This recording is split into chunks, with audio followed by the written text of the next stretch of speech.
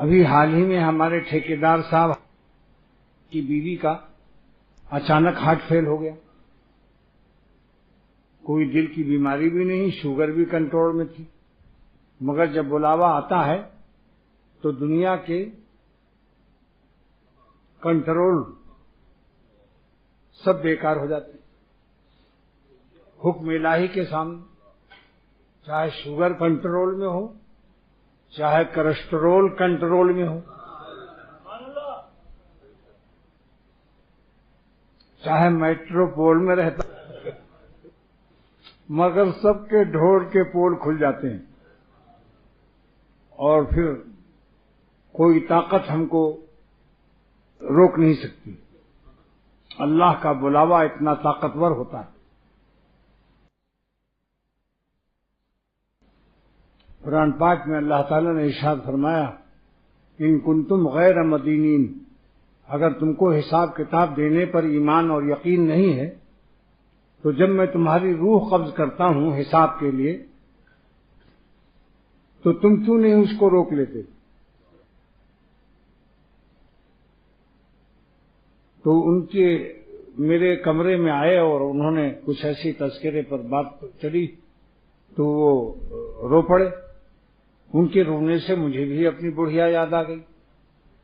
نصف صدی 50 سال کا ساتھ بہت بڑا ساتھ ہوتا ہے. اب دل گھبراتا ہے تو خدا تعالیٰ کے عاشقوں کو مانگتا ہوں. یہ تنہائی میں جی گھبراتا ہے تو یہی اللہ تعالیٰ سے عرض کرتا ہوں کہ جب آپ نے دنیا میں مزیدار جینے کے لیے کونوا مع الصادقین فرمایا کہ میرے عاشقوں میں رہا کرو، میرے دوستوں میں رہا کرو، تو وہاں تم میرے اولیاء اللہ کی صحبت کے دامن میں میرے قرب کی لذت بھی چکھو گے، یعنی اللہ کا ولی بھی پاؤ گے اور میرے اولیاء کی لذت ولایت بھی تم اپنی آنکھوں سے دیکھو گے، اور ساتھ ساتھ تم میرے اولیاء کے پاس اپنے مولا کو بھی پاؤ گے، کیونکہ وہ حامل قرب مولا بھی ہیں. اور حامل قرب مولا ہونے کے لیے انہوں نے دنیاوی لیلاؤں سے نظر بچا کر غم بھی بڑے اٹھائے ہیں. اس لیے ان کا دل جلا بھنا شامی کباب سے کمتر مت سمجھنا، کیونکہ شامی کباب جو ہے اس کو کھانے کے بعد بہرحال ایکسپورٹ اس کا بدبودار ہو جاتا ہے، کتنی خوشبو ہو اس میں. لیکن اللہ تعالیٰ کے عاشقین کے جو قلب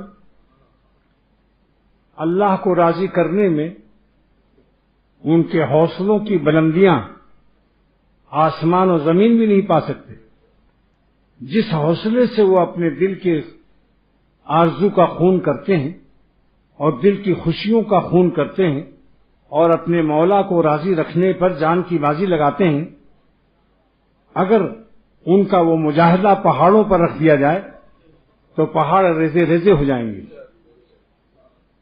اگر ان کے باطن کا نور ظاہر کر دیا جائے تو سورج اور چاند میں گرہن لگ جائے، کیونکہ نور خالق رکھتے ہیں، یہ نور مخلوق ہے.